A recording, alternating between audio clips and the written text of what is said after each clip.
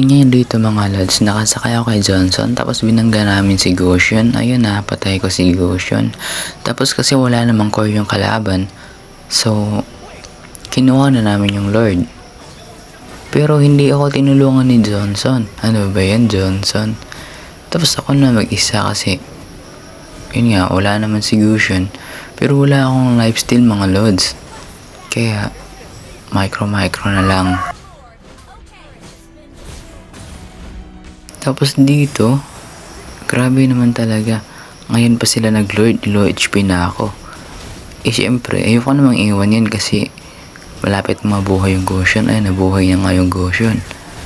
Tapos, pagka first kill ko, ako na yung unang tamaan ng Lord.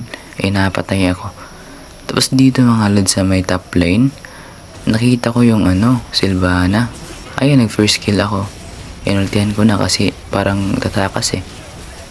Ayun, dinouble kill ko na pati yung Ghost Iron.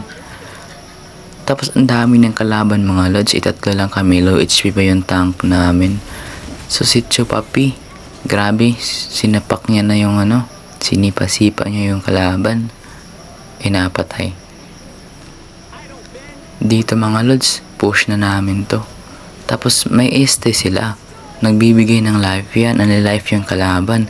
So ang gagawin ko dito mga lods, uultihan ko to para hindi makapagbigay ng life ng kasama niya.